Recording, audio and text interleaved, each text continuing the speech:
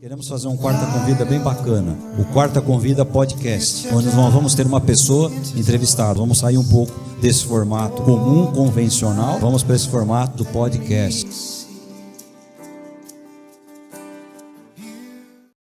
Olá, obrigado por estar conosco em mais um Quarta Convida. E o nosso Quarta Convida hoje é especial, porque é a última quarta de cada mês. Você sabe que nós temos o ConvidaCast, formato de podcast, um bate-papo, uma coisa bem descontraída. E hoje nós estamos falando com uma pessoa muito bacana, muito especial. Ele está falando com a gente bem de longe, está falando com a gente lá da Bota, da Itália, a terra dos meus avós, né? Espero um dia poder conhecer esse lugar aí para poder ir feliz lá para a eternidade. Então, em primeiro lugar, agradecer a presença do Rubens Espada, do Rubinho. Nós vamos tratá-lo aí para o Rubinho.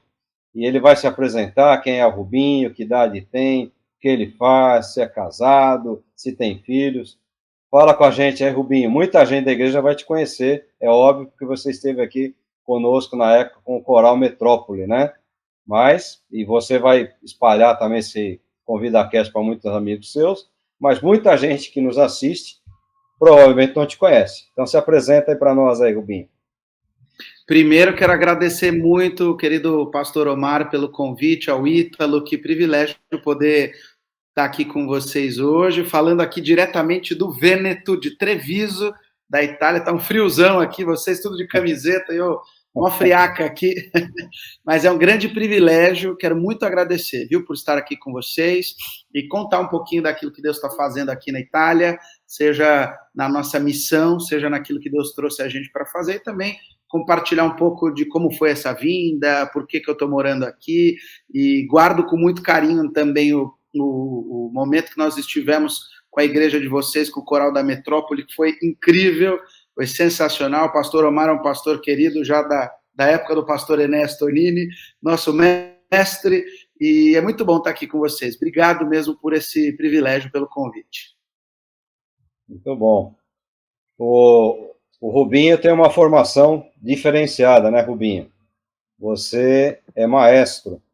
Conta um pouquinho para a gente aí, o que é ser um maestro, como que você sentiu vontade de enveredar nessa área, a área da música aqui no Brasil. A gente sabe que algumas áreas são desvalorizadas, né? O profissional da educação é desvalorizado, o profissional da música é desvalorizado. Conta pra gente um pouquinho a tua experiência nessa área aí. Sim, eu trabalhei por muitos anos e ainda trabalho, mesmo aqui na Itália, como maestro, né?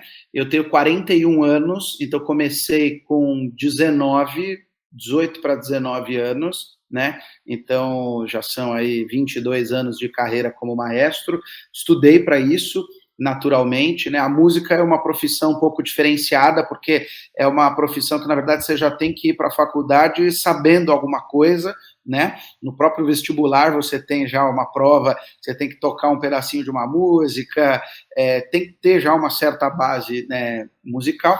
Então eu estudei para isso e, na verdade, digamos, né, esse desejo de estudar música, ele nasceu até pelo meu próprio envolvimento com a música na igreja, né? Então eu cresci na igreja e eu me lembro que foi mais ou menos em 2002 que eu vi que a nossa igreja tinha um coral e o coral da igreja acabou. E aquilo me deixou assim chocado, triste, arrasado. Falei, como que uma igreja não vai ter mais o coral? Porque eu amava ver o concerto, o cara regendo lá o coral e etc. É uma coisa incrível. E eu vi o coral acabando e eu fui no pastor e falei, pastor, como que o coral acabou? Eu queria fazer, imagina, nunca tinha feito nada. Falei, queria fazer eu. E ele falou, acho que ele nem botou muita fé em mim, naquela época era o pastor Jonas, né? Acho que ele não botou muita fé em mim, não. Ele falou, vai, faz. E eu, na verdade, fiz exatamente o caminho contrário. Eu primeiro fui atrás de fazer o trabalho para depois estudar e etc. Então, em 2002, eu comecei o meu primeiro coral na igreja E aí depois fui buscar os estudos, fui buscar me especializar. Logicamente que além de ter estudado, eu sempre procurei fazer cursos, conhecer outras igrejas, viajei muito para me aprimorar. Para você ser maestro, você pode fazer uma faculdade de regência coral, de composição e regência, que você vai fazer, digamos, você vai estudar para ser maestro de coro e de orquestra. Eu me especializei só em regência coral, né, que foi o curso que eu fiz. Então comecei o caminho por aí. Tudo nasceu naquela carência, na necessidade da igreja, e aí eu me voluntariei e fui correr atrás, né? Ser maestro é uma coisa interessante, porque, na verdade, muitas pessoas, quando me perguntam, né? Ah, que legal, você é maestro, e você trabalha com o quê? Muita gente, às vezes, acha que isso é uma profissão, né? Mas ser maestro é exatamente como o pastor falou, tem muito a ver com a questão de ser professor. O papel do maestro é ensinar. Então, por exemplo, no meu caso, que eu sou um maestro de coro, o meu papel, o que é ser maestro no coral? É ensinar as pessoas a cantarem, ensinar as vozes, preparar o material para que o coral possa fazer uma apresentação. Então, o papel do maestro, tanto que aqui na Itália a palavra maestro, ela é usada para professor.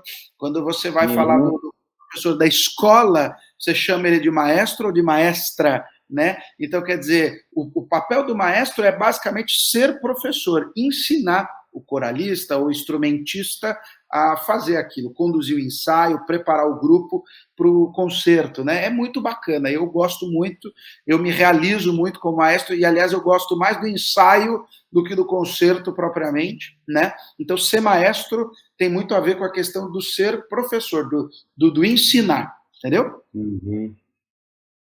Eu conheci bastante seu pai, né? Antes de ter assim um contato mais aprimorado com você, que a gente acha que travou uma amizade mais íntima quando você começou com a ideia do memorial do Pastor Enéas, né? Exatamente. A trocar as ideias, tal. Mas o irmão Ivo, poxa, o irmão Ivo eu conheço ele desde que eu comecei a estudar no seminário. O irmão Ivo é uma lenda do Seminário Teológico Batista Nacional, Ernesto Nini. Então, o irmão Ivo é uma pessoa assim muito querida, sempre foi dos alunos, tudo.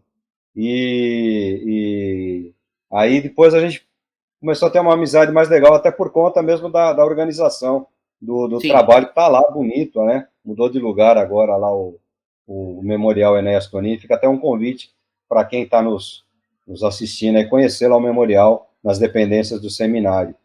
E você na Batista do Povo, você dirigiu o coral Dox, é isso?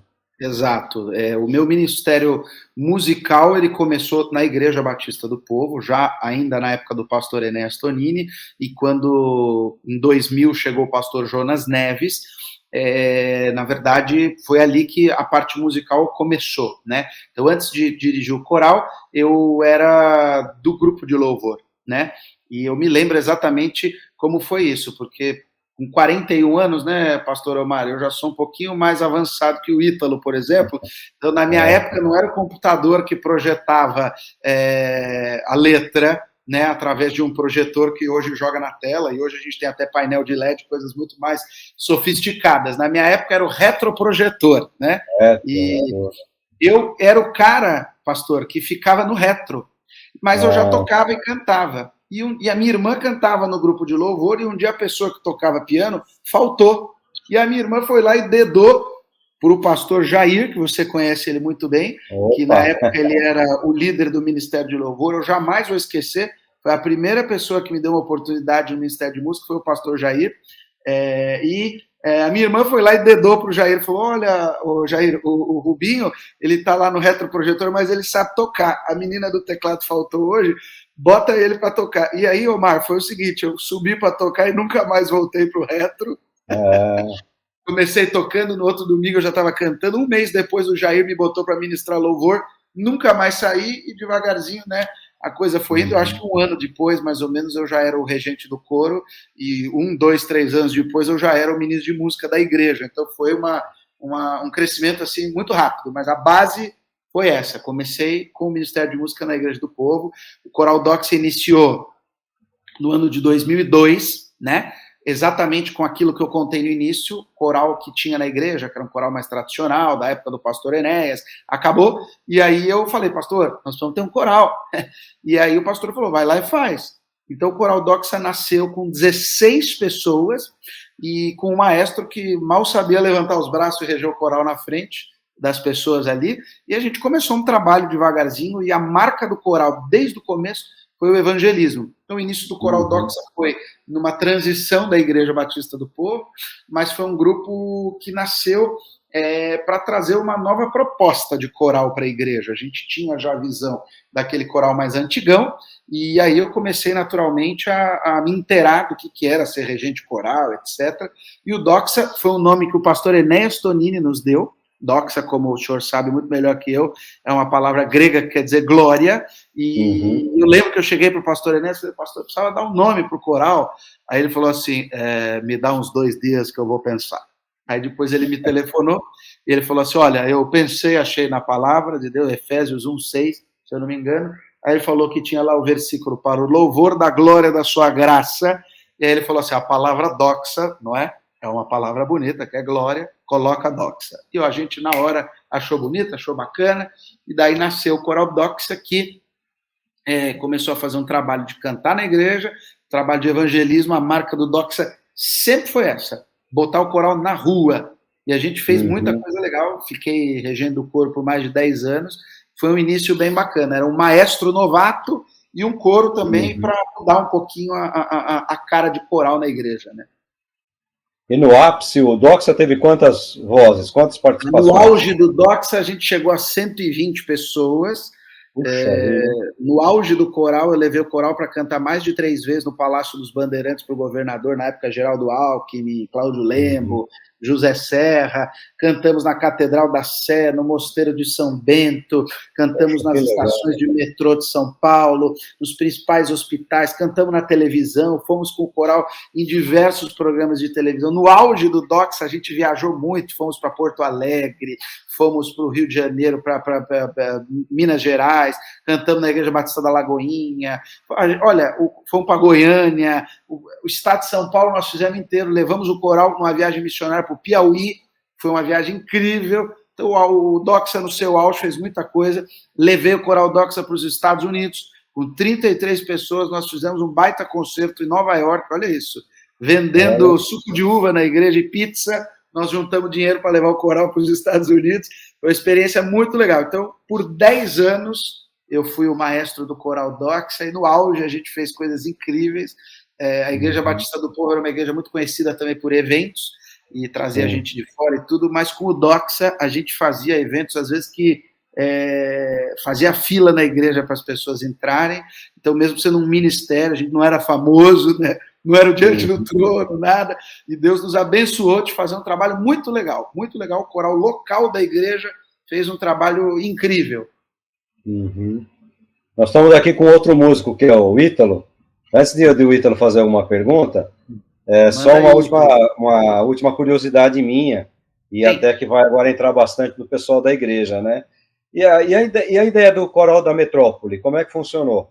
Porque a gente tem um carinho tão grande, que até a gente, na época da pandemia, a Marta, ela me procurou para vender algumas Bíblias, estavam passando uma dificuldade lá, e a gente tem as Bíblias, vendemos aqui na igreja, compramos as Bíblias, né? E a minha está guardadinha aí como uma recordação. O Coral da Metrópole, como é que rodou aí? Como é que funcionou? Então, o Coral da Metrópole, ele surgiu com uma ideia de montar um coral que fosse um coral interdenominacional, ou seja, que qualquer pessoa que quisesse fazer parte de um coro pudesse fazer parte, porque muitas vezes é lógico, né, pastora, o coro de uma igreja, ele acaba sendo formado por pessoas da igreja.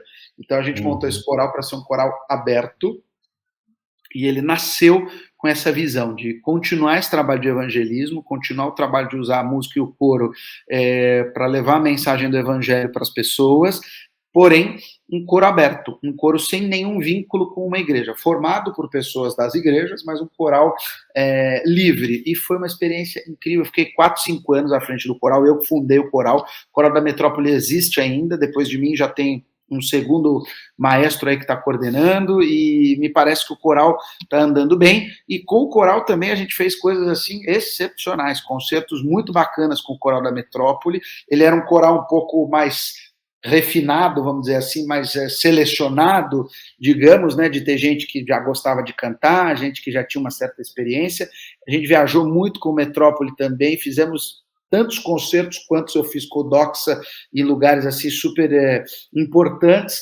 Um que me vem à mente agora, a gente cantou no Lago do Ibirapuera. Montaram um palco flutuante em cima do Lago do Ibirapuera, num evento de Natal. Foi uma coisa incrível, Omar. E pensa uma multidão assistindo o coral. Quer dizer, a gente vê shoppings, então, eu não sei nem te dizer em quantos shoppings nós já cantamos. Shopping da Avenida Paulista, todos. Seguramente, Center 3, Shopping Paulista, aquele outro que é um shopping menor, agora que não me lembro o nome. Quer dizer, tudo que você pode imaginar, nós fizemos com o Metrópole apresentações em metrô, hospitais eram forte do coral, assim, e também nas igrejas, para dar uma motivada. Fomos na tua igreja, se eu não me engano, 2 vezes, foi muito interessante. Então, o Metrópole nasceu com esse escopo de ser um coral interdenominacional e para resgatar um pouco, né, essa história do coro aí que nas igrejas está um pouco caída, meio fraca, um pouco fria, né? E foi também uma experiência sensacional. Com o Metrópole eu continuei por um período durante a pandemia, a gente fazia vídeos, e a Bíblia, a gente tinha a Bíblia justamente porque a gente tinha um trabalho social que o coral apoiava, a gente estava vendendo as Bíblias justamente para dar uma ajudada lá também. Então foi um trabalho muito legal, e falo com essas pessoas até hoje, tenho um carinho muito grande. Metrópole existe ainda, você tem que fazer contato com a turma para levar o coral na tua igreja aí, eles estão trabalhando a todo vapor. Legal, muito bom saber. Então, você estava falando a história de como começou, né, a sua entrada, digamos assim, nesse ramo do coral, né, de maestro. E assim, a gente sabe que quando a gente está lidando com coral, muitas vezes nós lidamos com pessoas que não têm uma técnica musical. Às vezes é alguém que nunca fez uma aula de canto. Então ele precisa ser ali ensinado. E a música, como qualquer habilidade prática, ela precisa de prática, de estudo, de continuidade, de esforço daquele que quer praticar a música, para que haja um desenvolvimento, né? Sim. Então, como que você enxerga, dentro da igreja, a necessidade do desenvolvimento do músico para que ele possa entregar algo ali, não só para Deus, porque às vezes a pessoa ela tem um coração devoto, ela está fazendo para Deus, de fato, não está fazendo para ela. Só que ela precisa se esforçar também para fazer algo bom para as pessoas, né? A igreja é uma conexão vertical com Deus e horizontal com o próximo. Então eu faço para Deus, mas eu faço para a comunidade também. Então, como que você enxerga a necessidade disso na igreja? E uma pergunta pinçada daí, que é, dentro de todo esse ministério que você falou que o coral tinha para além das 4 paredes, qual é o potencial, né, a partir desse desenvolvimento pessoal que cada um deve ter, qual é o potencial evangelístico e de manutenção das pessoas ali na igreja, né, de atração, quero dizer mesmo, que a música tem? Porque a gente sabe que, assim, uma igreja com uma boa música, ela tem capacidade de atrair e reter pessoas, né? Eu acho que parte do crescimento de uma igreja passa por aí. Então eu enxergo, né, aí, pessoalmente, que o preparo de cada membro de um grupo de música, aliado àquilo que ele está fazendo, tem tudo a ver, é totalmente necessário para trazer e reter pessoas para a igreja. Como que você enxerga isso? Você que trabalhou com coral, que, em tese, pelo menos, sempre começa com gente que às vezes tem um conhecimento de música, mas gente também que não tem, né? Precisa desenvolver. Sim, vamos lá. Falando primeiro em relação à questão da formação, da necessidade desse preparo. Sem dúvida, eu serei sempre a favor de que a igreja tem que oferecer uma música de muito mais qualidade do que o mundo oferece, até porque a gente tem todas as condições de fazer isso, tá? Então eu sou a favor, sim, lógico, quando você está falando de um coral, quando você abre o coral é a porta, né, para quem quer fazer parte, aliás, deveria ser, por isso que as igrejas não deveriam parar de ter corais, porque o coral deveria ser a porta para as pessoas ingressarem no ministério. O coral é o primeiro filtro, o coral é a primeira peneirada, onde você descobre quem canta, quem não canta, quem é afinado, quem tem compromisso. O coral você aprende até a coletividade, é uma escola.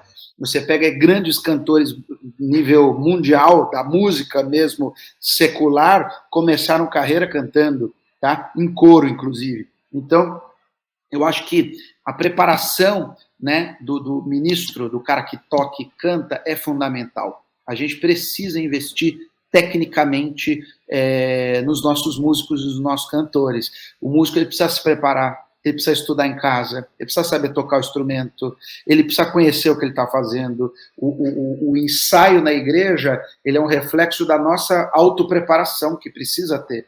O cara que canta tem que estudar em casa, tem que se preparar. A igreja que pode, ela precisa oferecer formação técnica, mesmo que seja uma coisa que não seja como uma escola de música, mas você tem um cara lá que pode dar uma aula de canto, você tem um cara que pode dar uma aula de teoria musical, você tem um cara que pode dar uma prática de banda. É importante a igreja tentar oferecer. Se a igreja não tem como, o ideal é fazer com que essas pessoas possam se preparar. O mundo oferece uma música de muita qualidade. Como é que a gente quer trazer as pessoas para a igreja sem qualidade musical? A gente tem muitas igrejas boas, com muita qualidade musical, mas se você vai nos Estados Unidos, por exemplo, é muito raro você ver uma igreja que a música não seja boa. A música é um atrativo, a música é a primeira coisa que acontece no culto, na música as pessoas se identificam. Então a questão da formação é muito importante. E lógico, a gente tendo boa música, o potencial da música para atrair então essas pessoas se torna gigante.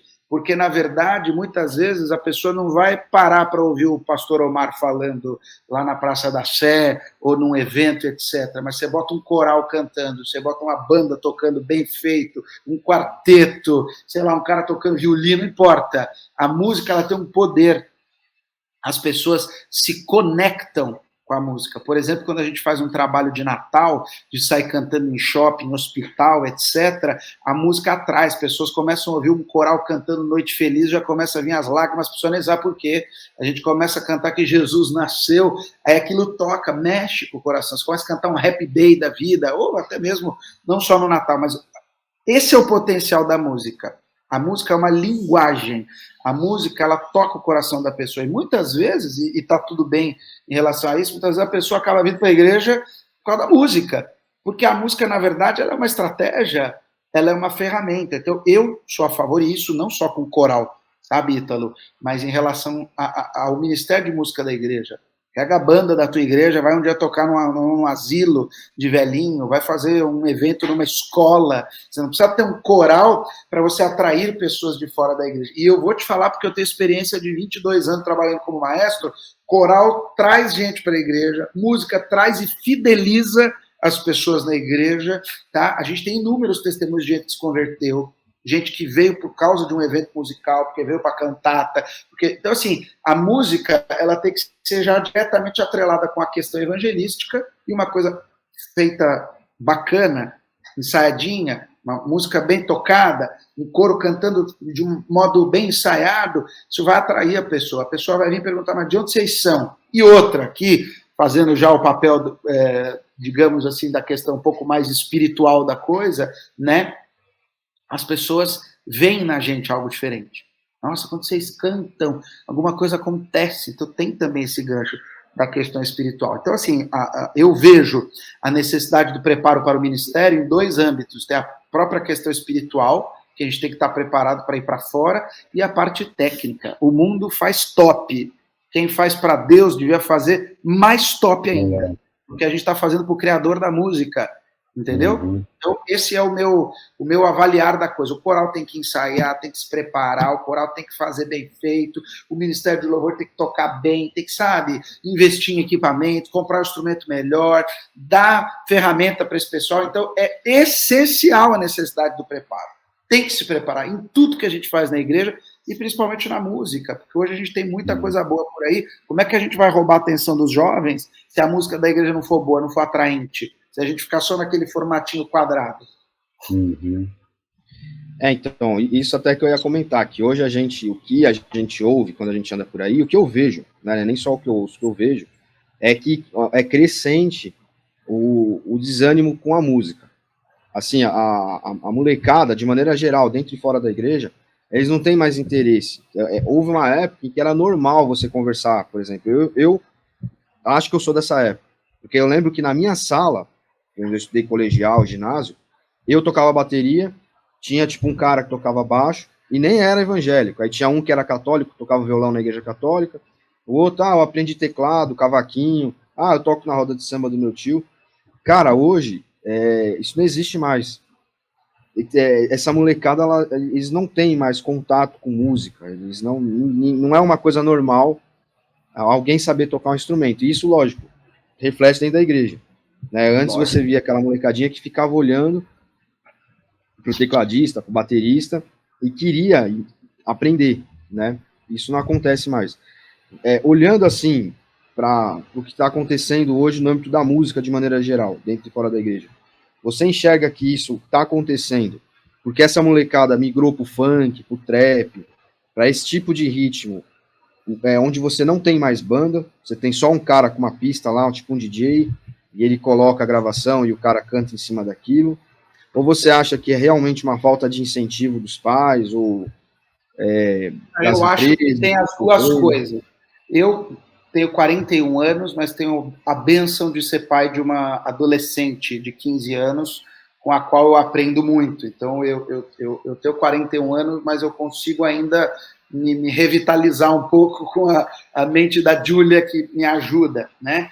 E eu percebo que muitas vezes a música na igreja não atrai os jovens, primeiro porque não é boa, segundo porque a gente precisa tocar o que eles gostam de ouvir também. Então, hoje a gente tem muita música de qualidade, né? Eu vejo que o desinteresse desses jovens é exatamente porque aquela música que está sendo tocada talvez não bate no coração deles. Por que a gente não pode fazer na igreja um rap? Por que a gente não pode fazer na música um rock? Por que a gente não pode fazer uma roda de samba para cantar louvor na igreja? Você entendeu? Então, talvez tirar um pouco, né, digamos, essa mentalidade um pouco quadrada, né? A gente tem muita música boa hoje, de qualidade, que é música gospel, que às vezes a gente não toca na igreja. Então, isso também cai um pouco até na questão do cara que está ministrando louvor, cuidando das músicas, saber o que fazer para atingir o tiozão lá de 80 anos e o moleque, lógico. A gente vai ter que ter um culto de jovens, aí, adolescentes, na jogada para, naquele ambiente deles, eles também terem, que isso é uma coisa muito importante. Existe um desinteresse, porque, na verdade, o culto dos jovens, o culto dos adolescentes, tem que ser a cara deles. Tem que ter a música que eles gostam. E você falou uma outra coisa também, Ítalo, muito interessante. Eu sou da geração que as pessoas aprendiam a tocar na igreja, aprendiam a cantar na igreja, e parece que isso aí acabou, sabe? Mas isso, eu acho que o desinteresse é o quê também? A gente precisa acreditar que a igreja ainda pode fazer isso. E muitas vezes o desinteresse vem da própria igreja, vem do próprio ministério, de falar, mas agora o foco é outro, agora a gente está numa era aí um pouco estranha, né? Então, acho que a igreja precisava voltar um pouco na sua essência, inclusive em relação a isso. O jovem que toca o instrumento, ele pira por fazer alguma coisa na igreja. Eu tenho visto isso aqui na Itália. Os meninos gostam de fazer. Então, muitas vezes, eu acho que a igreja também precisava começar a entender por que será que esses moleques estão desinteressados. O que a igreja está falhando e talvez os meninos não estão mais interessados em vir? E começar a incentivar de novo. Faz, sei lá, um workshop, faz um curso, cria uma escola de música para trazer esses moleques, você entendeu? Mas fala na língua deles, não com aquele formato quadradão. Então, eu acho que assim, o desinteresse hoje, Ítalo, é porque o mundo é muito mais interessante. Que o que o mundo oferece, hoje você entra no TikTok, no Instagram, é muito mais atrativo. E outra, as coisas hoje são muito rápidas, né? Então, um adolescente hoje, o que ele quer, em 2 segundos ele consegue. Então, acho que a gente precisa fazer a igreja tá um pouco mais na linguagem, sabe? A igreja tem que usar a tecnologia, a gente não tem que perder a essência do que somos, mas a gente precisa entender que a gente tem que atrair esses jovens. porque nós estamos lá numa concorrência, ou é o mundo, ou é a gente, ou é a inteligência artificial, ou é a gente, ou é o que o mundo oferece, ou é a gente, você entendeu? Então esses adolescentes de hoje, as crianças de hoje, elas são anos-luz mais espertas, mais inteligentes, mas você pega um moleque de 2 anos de idade, ele já sabe pegar um celular na mão e fazer tudo sozinho, intuitivamente, que na nossa época não era assim. Então, acho que talvez a igreja ter algo que atraia mais, falando mais a linguagem, a gente vai talvez começar a...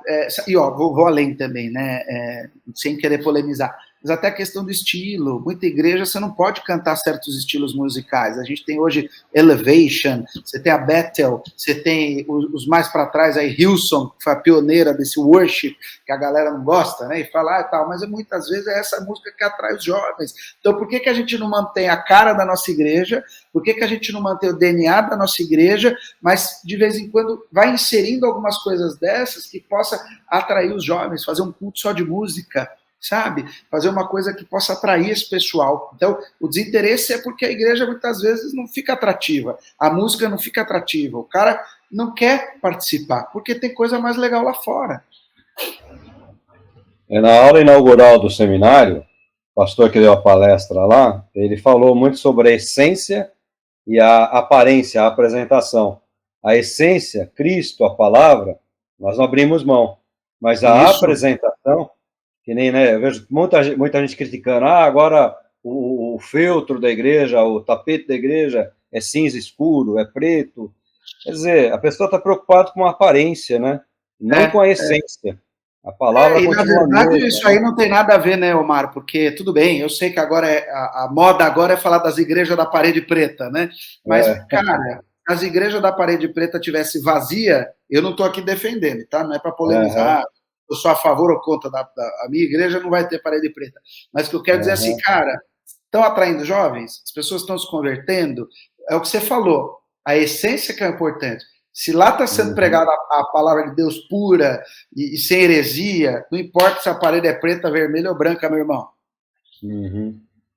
Já que você pegou um gancho aí, como é que você foi parar na Itália? A história é longa, mas na verdade sempre foi um sonho, sempre foi um chamado, sempre foi uma coisa que eu quis muito. Eu sou, né, neto de italiano, tenho sobrenome italiano, Spada é um sobrenome italiano, e eu sempre tive o sonho de um dia vir para tirar minha cidadania italiana. Como eu sou descendente de italianos, eu tenho direito a ter a cidadania italiana. Sempre tive esse sonho, e sempre, nunca imaginei assim, um dia eu vou morar nos Estados Unidos, um dia eu vou morar... Se fosse um dia morar em algum lugar, o lugar que tocava o meu coração era a Itália. E em 2014, há exatos 10 anos atrás, eu fiz uma viagem a turismo e vim para cá, para a Itália, e simplesmente fiquei apaixonado. Cada lugar que eu ia parecia, Omar, que eu tinha nascido aqui, eu me sentia daqui. E aquilo mexeu demais comigo. E em 2014, há 10 anos atrás, eu voltei para o Brasil e aquilo ficou na minha cabeça. Um dia eu ainda volto, um dia eu ainda volto, um dia eu ainda volto. Em 2019, eu fiz uma viagem com a igreja da qual faço parte, a Igreja Batista em Perdizes, e nós fizemos uma caravana para Israel, e o início da viagem foram 4 dias em Roma, 2019. E fiquei no quarto, inclusive, com o meu pastor, teu amigo André Mira, e ele acompanhou esse pulsar do meu chamado, daquilo que Deus estava me chamando para fazer em relação à questão da Itália. E naqueles 4 dias que a gente ficou aqui em Roma, eu falava para ele, André, eu me sinto daqui, eu quero vir embora desse lugar, meu coração queima. E Deus foi fazendo tudo a seu tempo. Veio a pandemia mexeu com a cabeça de todo mundo, né? E aí, em 2021, eu vim para a Itália. Me preparei mais ou menos um ano e pouquinho antes de vir para cá, estudando a língua, conhecendo cultura, juntando grana, né? Fazendo contato com as pessoas. E em julho de 2021, agora, daqui a alguns meses, faço 3 anos que estou aqui, eu vim para cá, para a Itália, com apoio da minha igreja, né? E viemos aqui para essa região. A gente está na província de Treviso, no Vêneto, no norte da Itália. Então, a vinda para cá foi um mix do chamado, daquele sonho, do desejo de tirar a cidadania italiana e da paixão. Sempre foi essa paixão. Eu sempre gostei da língua, da cultura, da comida, das músicas. A Itália é fascinante, né? e foi por essa razão que eu vim parar aqui. Uhum. Você foi bem vamos dizer assim, naquele abre e fecha da pandemia, né? Exatamente. E a Itália foi um país que sofreu pra caramba, né? Eu Sim. também sou Aliás, quando eu vim para cá, a Itália estava fechada, viu, Omar? Quando eu vim para cá, você falou bem, foi no abre e fecha, e eu já tinha passagem comprada e a Itália fechada para brasileiro. Eu perdi minha passagem, e aí uma pessoa me deu uma ideia. Ela falou assim, Rubinho, a Croácia, imagina, Croácia, gente, é o único país que está aberto para brasileiro. Eu falei, cara, Croácia, o que tem na Croácia? Nem imaginava. Mas aí Deus deu paz no meu coração, daí a gente fez isso. A gente fez uma viagem para a Croácia, então a gente fez São Paulo, Lisboa, Lisboa, Croácia. Em Lisboa, para você ter uma ideia, Omar, o aeroporto brasileiro não podia entrar em Portugal. A gente ficou numa área fechada, como se a gente fosse, tipo, persona não grata, sabe? Numa área, parecia que a gente era doente. Nós ficamos numa área que tinha avião, a gente não pôde nem sair daquela área, depois nós entramos no avião e fomos para Zagreb, na capital da Croácia. A gente fez uma quarentena lá, que era o que a Itália pedia. Depois dessa quarentena, a gente fez o exame do Covid, estava tudo ok, e aí a gente conseguiu, entramos de carro, tudo legalmente, fizemos a quarentena permitida, e aí depois, como a gente estava vindo da Croácia, pós essa quarentena, a gente podia entrar na Itália. E aí nós entramos na Itália no dia 11 de julho de 2021, dia que a Itália ganhou a Eurocopa. Opa! Tô com a camisa aqui da Itália, ó. Aê! Essa camisa da Eurocopa. Bravíssimo, bravíssimo. O último título aí, né? Que agora tá tentando se levantar, né? A seleção. Mesmo. Legal. E você, então, você misturou, você tá com uma igreja agora, Sim. Ministério, envolve também a música. Conta um pouquinho pra gente essa experiência aí. Sim, na verdade a gente veio para cá, nós ficamos aqui por 2 anos servindo em uma igreja local, com o apoio da minha igreja no Brasil, a Igreja Batista em Perdizes, da qual eu sou membro há 7 anos, né? E a gente ficou 2 anos em uma comunidade local aqui em Treviso, e depois, com o apoio da minha igreja no Brasil, nós sentimos a direção de começar um trabalho, né? Até pela carência do evangelho aqui na Itália, que é realmente um país a ser conquistado e evangelizado em relação a isso. E daí nós começamos, acredito eu que foi em agosto do ano passado, a gente começou um trabalho, né? E a gente começou uma igreja mesmo, que se chama Chiesa Kairos, né? E, obviamente, a gente está começando o trabalho e já imprimindo na igreja essa questão também da visão musical. Então, logicamente, a gente tem um coral na igreja, já fizemos uma apresentação de Natal, que foi uma bênção, então, a gente tem um ministério de louvor e informação, muito bom, mesmo com poucas pessoas, de muita qualidade.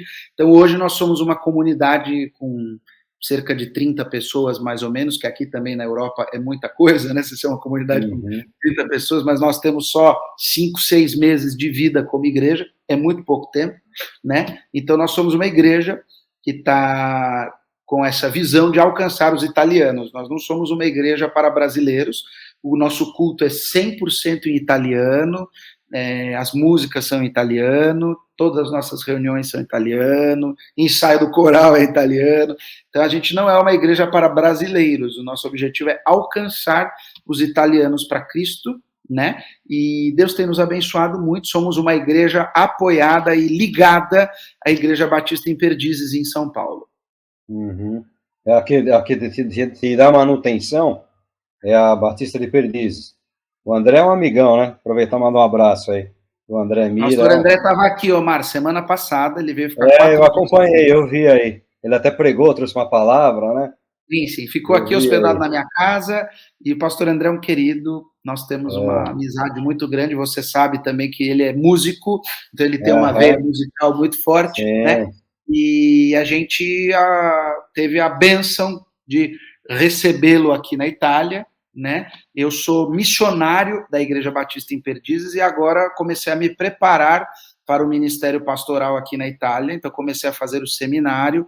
Como eu faço parte da Igreja Batista em Perdizes, logicamente a igreja me encaminhou para a Faculdade Teológica Batista de São Paulo, onde eu estou iniciei agora no começo do ano a graduação teológica. Então hoje eu sou oficialmente um missionário da Igreja Batista em Perdizes aqui na Itália, sou um pastor em formação, né? E, de certa forma, a gente tem já iniciado todo esse trabalho aqui.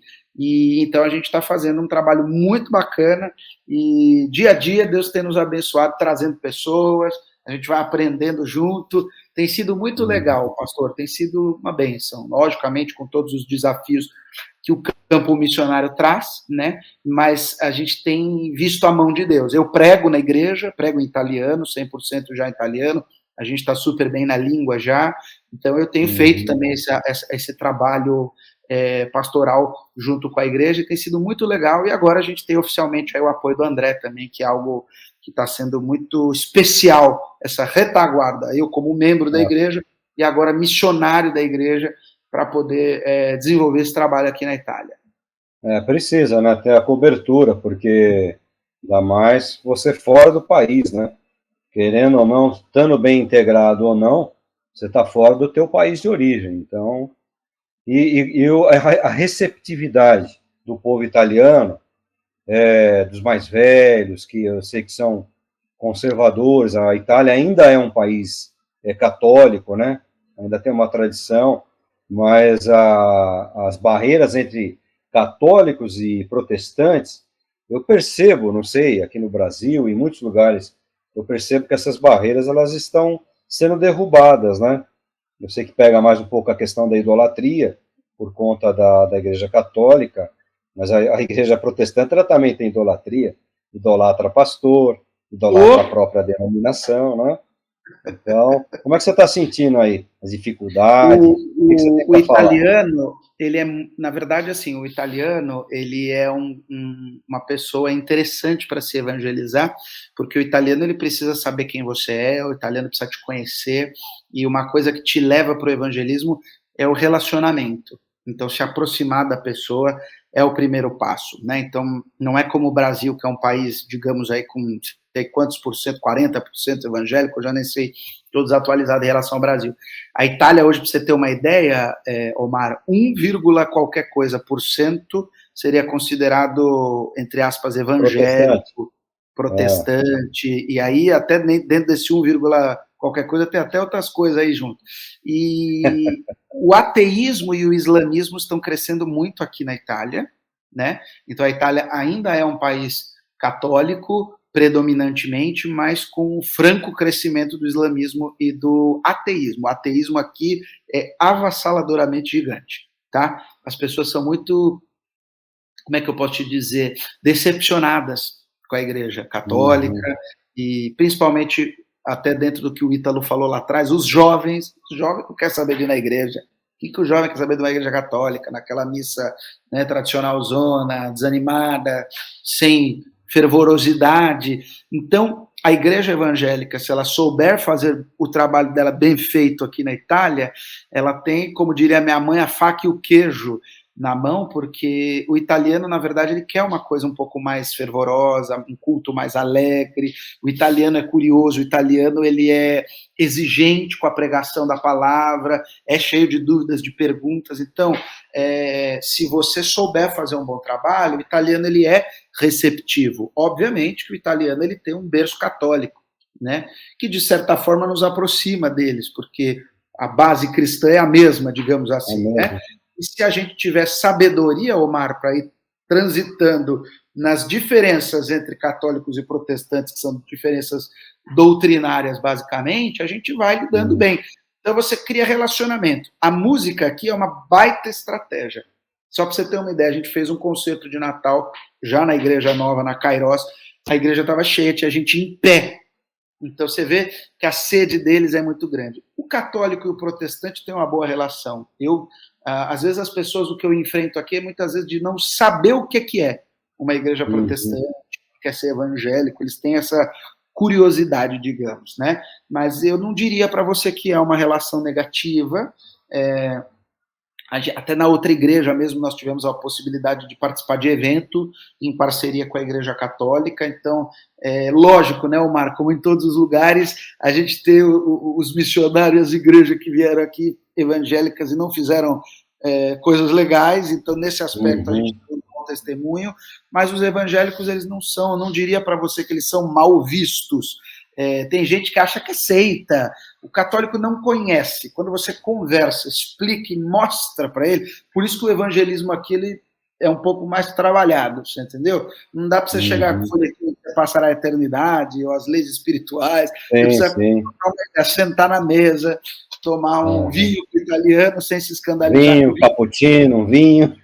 Comer uma bela pasta, e é o relacionamento que nos aproxima. Eu mesmo, a gente tem procurado fazer isso, e muitas vezes eu até convido para vir na minha casa, a gente sai para comer alguma coisa, então se aproximando, ele te conhecendo, ele vai se abrindo. Não sei se eu respondi o que você queria saber. Legal, legal. Vitor, tem uma pergunta, então? Achei interessante você falar sobre o crescimento do islamismo e do ateísmo. Sim, o que eu sei a respeito do islamismo é que uma estratégia deles é imigrantes em outros países, e isso o Brasil também já sofre com isso, que vão para os países e eles têm muitos filhos. Então, é isso mesmo. Eles vão, né, ganhando território através dessa população. É isso mesmo. Né, e já está cheio aqui, viu? É isso que eu ia perguntar. Aqui na região tem até mesquita. Caramba. E é comum você andar na rua, então, e você trombar com estrangeiros de origem. Às vezes, Ítalo, quando a minha barba está muito grande, esses dias, inclusive, a minha barba estava um pouco grande, aí eu passei na rua, um cruzou comigo e falou assim, salam aleikum.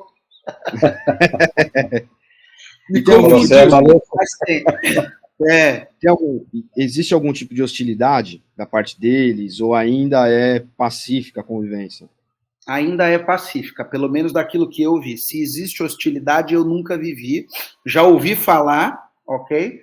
Mas que eu tenha conhecimento, não. A gente mora no norte da Itália, que é uma outra realidade, né? O evangelho é mais difundido aqui na Itália, no sul da Itália, ok? O sul da Itália é onde você vai ter Nápoles, Calábria, Sicília, Puglia. Então, o evangelho é mais difundido para lá. Lá no sul da Itália, você vai achar a igreja até com 1000 pessoas, ok? Agora, quando você fala evangelho, você está falando tanto catolicismo como protestantismo? Eu estou falando agora do protestantismo. Os protestantes são mais fortes, os evangélicos são mais fortes no sul da Itália. Então, estou te falando isso por quê? Porque eu não saberia te dizer em relação à pergunta que você me fez da hostilidade, se no sul, como ali o evangelho é mais difundido, pode acontecer de ter um pouco mais. Agora, aqui no norte, o evangelho não é muito difundido ainda, né? Como eu estou te falando, a Itália tem 60 milhões de habitantes, 1, qualquer coisa que é considerado evangelho. Então, você percebe que a gente não tem nem 1 milhão de evangélicos na Itália? É muito pouco, entendeu? 1 milhão e no norte, o pessoal é um pouco mais elitizado, né, Rubinho? No norte aí. Exato. O norte é onde você vai ter Milão. Milão é a São Paulo aqui da Itália, né? Em Milão a gente tem um ministério muito forte, tem uma igreja muito forte, uma pastora brasileira que está arrebentando, está fazendo um trabalho top. Eu fui lá conhecer o trabalho deles, e é uma igreja que se chama Sabaoth, e ela é brasileira, mas ela está arrebentando, é uma igreja top, está fazendo um trabalho seríssimo, e em Milão eles têm uma mega igreja. Então, a gente já tem gente fazendo um trabalho relevante aqui na Itália. Mas no norte, por quê? Porque o norte é a parte mais fria, o norte é onde neva, o norte é onde tem montanha. Então, aqui é um pessoal diferenciado. Na verdade, se você pensar na cabeça do brasileiro, só para vocês entenderem, sem nenhum tipo de preconceito, pelo amor de Deus, é só para explicar, porque as praias da Itália estão no sul. Então, é como se o sul da Itália fosse o nosso nordeste e o norte da Itália como se fosse o nosso sul. Exatamente. Legal. E o governo, eu sei que você tem compromisso, né? Mas eu posso podemos falar mais um pouquinho, não tem nenhum problema, não. Então tá. Legal. Uma outra curiosidade, né? Que nem eu sou descendente, sou neto, né? Legítimo. E eu fiquei Bianchi, sabendo que a né? forma mais Nome bem, fácil de é um tirar sobrenome bem italiano. Bianchi. Bianchi, não dá para negar que sou baiane, né? Eles falam que a forma mais fácil de eu tirar a cidadania seria ficar um tempo aí na Itália, inclusive porque meus avós eram do sul. Sabelite é perto da Calábria, né? E tem até registro de nascimento deles lá. É coerente isso? Você ficar uns 2 meses aí tudo? Existem várias formas de você tirar a sua cidadania. Uma delas, que é a mais demorada, é você, através do Consulado Geral da Itália no Brasil, em São Paulo, onde for a sua região, de quem estiver assistindo, tirar a cidadania. Só para você ter uma ideia, eu entrei na fila em 2013 no consulado italiano e mandaram um e-mail me chamando em 2023. Eu já estava com a minha cidadania italiana aqui na Itália. Ou seja, me chamaram 10 anos depois. E é caro, hein? E aqui é caro para tirar, hein? Exato. Porém, existem outras duas formas de tirar a cidadania que o pessoal faz. Uma é vir para a Itália, que foi o que eu fiz. Como eu vim para ficar, eu dei entrada por aqui e você faz o procedimento todo. Ou, muita gente faz, Omar, o que hoje está muito na moda, que é a cidadania por meio judicial, que você pode fazer isso pelo Brasil mesmo. Aí você entra com a galera da família aí, até a galera economiza, né? Porque é caro, mas quando entra todo mundo fica barato. Faz por via judicial um advogado credenciado para trabalhar aqui, dá entrada para você por via judicial. Então, isso também é um caminho. Eu fiz por aqui porque eu vim para ficar. E eu jamais iria morar num país onde eu fosse ilegal. Então, eu falei, não, eu quero ir porque eu tenho direito. Não fiquei ilegal aqui por um dia. Então, hoje eu tenho a minha cidadania italiana, eu e a minha filha somos italianos e temos os mesmos direitos que os italianos. No meu documento está escrito que eu nasci em São Paulo, mas que a minha cidadania é italiana. Ah, que legal. Escuta, e tua filha, como é que foi essa mudança para ela, hein? Adolescente. A filha veio para cá adolescente. Adolescente. 12 anos ela tinha, e foi um desafio muito grande, mas a Júlia foi um presente de Deus, porque ela se adaptou muito rápido. A Júlia foi para a escola sem saber falar italiano, né? E Deus foi muito bom com a gente, porque a primeira cidade que a gente morou aqui, que na verdade acabou dando errado, era para morar num outro lugar, que o pessoal acha que a vida no exterior é tudo glamour, maravilhoso, e a vida no exterior não é só as fotos que a gente posta nos stories do Instagram, tem perrengue também, né?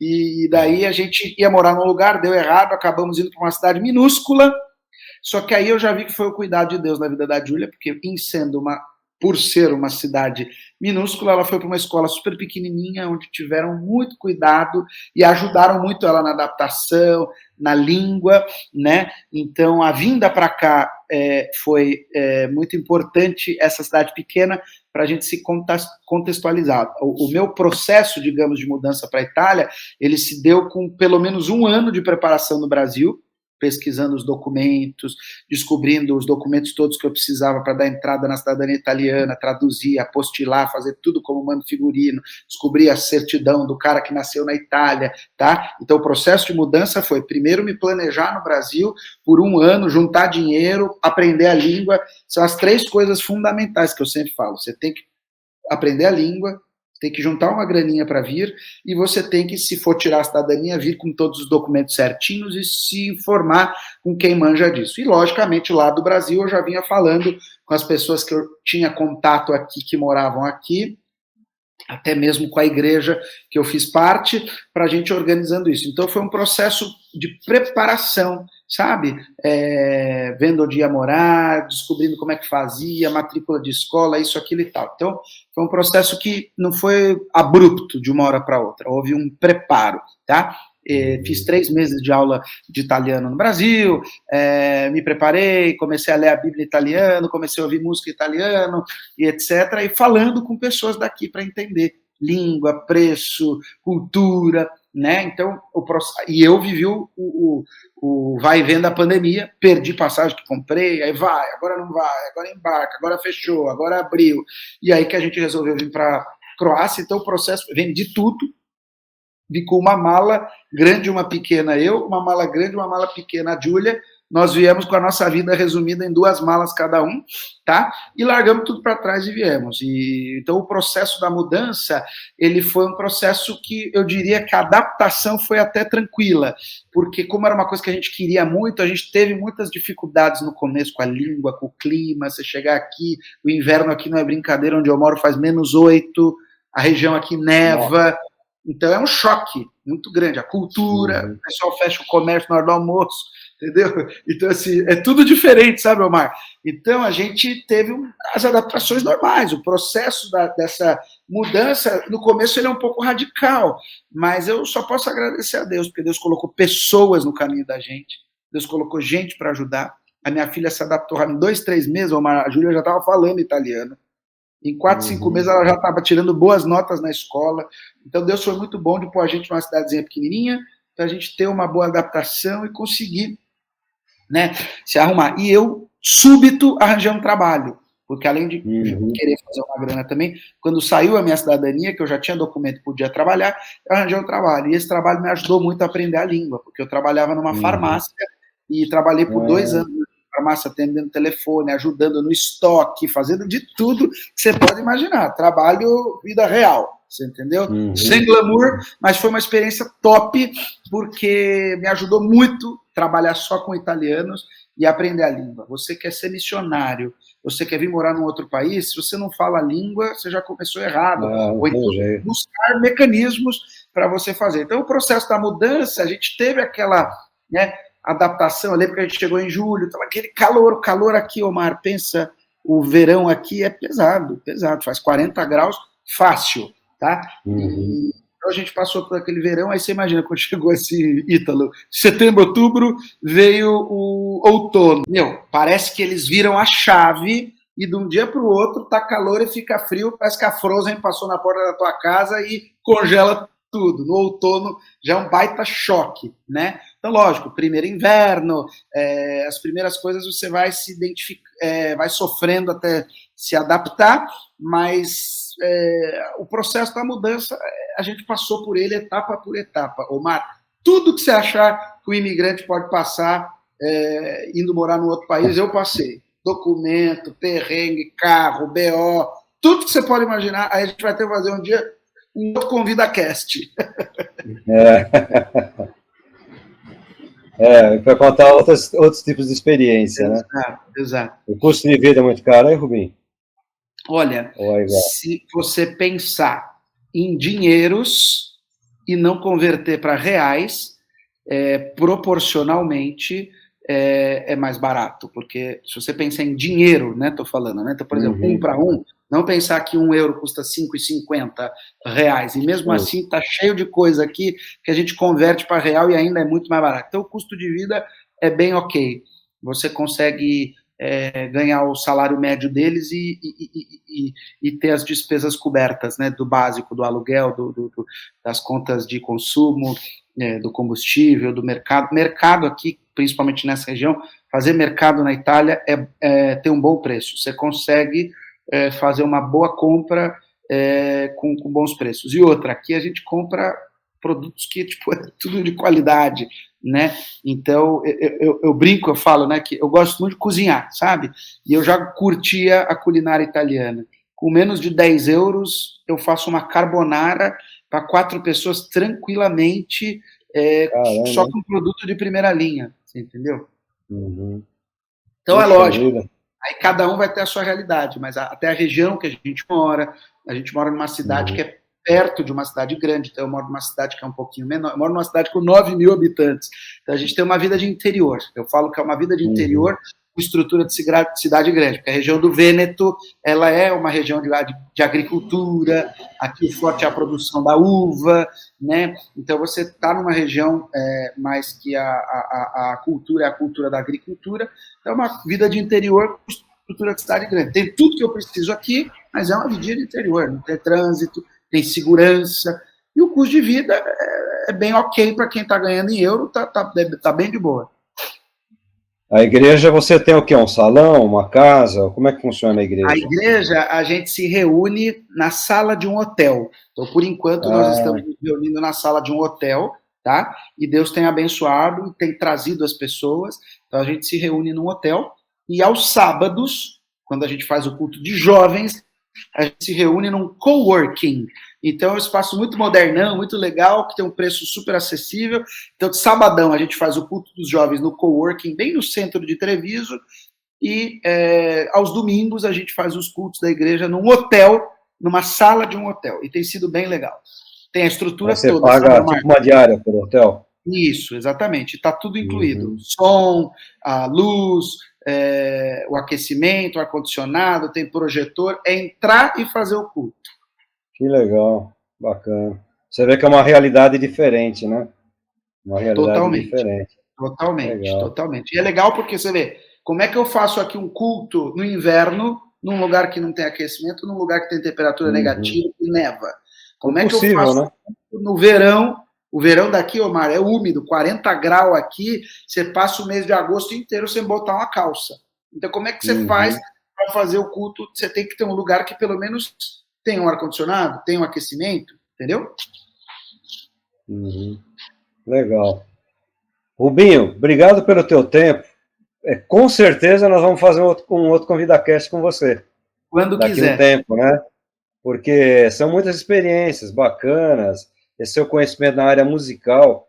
Eu acho que quem vai ouvir esse ConvidaCast, que é da música, nossa, vai aproveitar muito.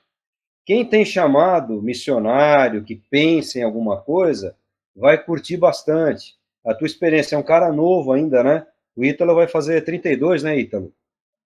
Você já tem 32, vai fazer, né? Então, você, 41 anos, você é um cara novo ainda. Eu já tô com 63, né? Então, tá jovem ainda, pô! Tá jovem ainda. Não tem mais cabelo aqui, mas tá bom.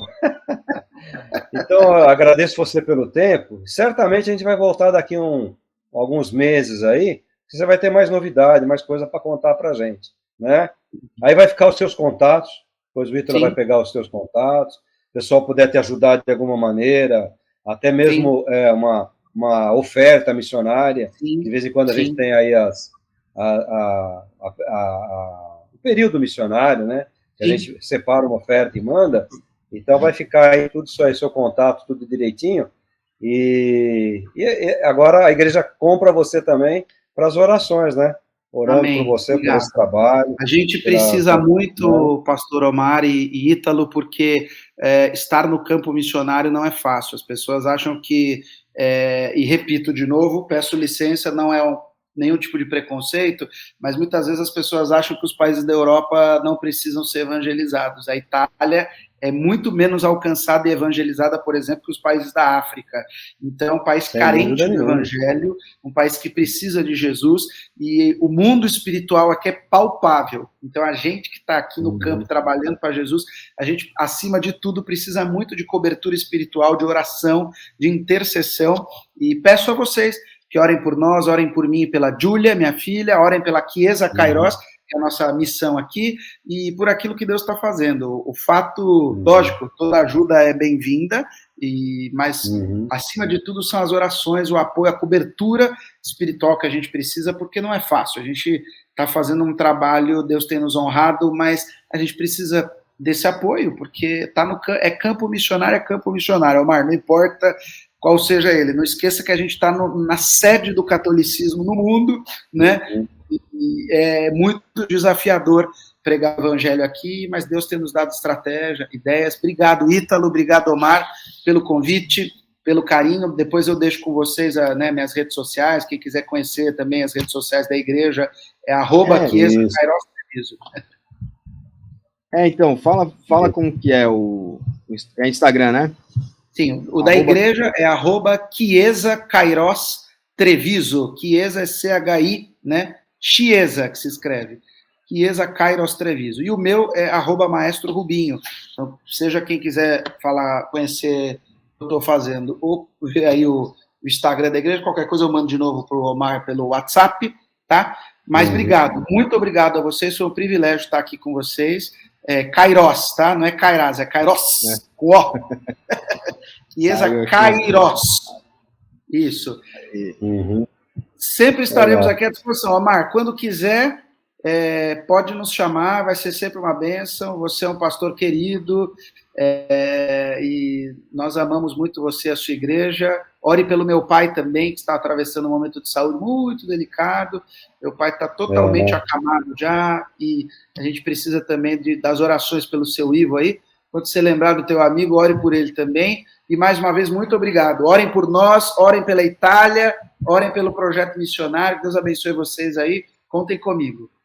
Eu lembro do irmão Ivo de quando eu ia pequenininho com meu pai lá pro seminário, que eu ficava criança, às vezes não tinha paciência de ficar na sala, ficava lá um pouquinho, principalmente depois do intervalo, vendo os livros e tal. Eu lembro que ele conversava. A vida dele, Ítalo, era ir naquele seminário, ir atrás do pastor Enéas para vender aqueles livros, aquelas coisas. A vida do meu pai era isso aí. Ele foi muito intenso. E eu lembro que na época do memorial também, né, Omar, ele foi super presente, ajudou pra caramba. Então, foi uma fase muito boa. Aí já faz antes de eu vir para cá, ele já estava bem doente, mas aí ele só foi caindo, né? Não tem jeito, né? Não tem jeito, né? Não tem jeito. Mas, obrigado, viu? Eu sei que agora acho que já deve ter acabado, né? Não sei se isso aqui tá valendo ainda, se você já acabou. Ainda não, ainda tá no finalzinho. Tá valendo! Não tem problema. Depois você tira o acento do Kairos, que é sem acento, já que é tudo na raça. Obrigado mesmo, gente. Quando o Omar me falou de fazer parte, eu fiz mesmo, porque vocês sempre foram pessoas que a gente gostou muito. Eu gosto muito do pastor Omar, mesmo que a gente tenha iniciado aí uma aproximação depois, né?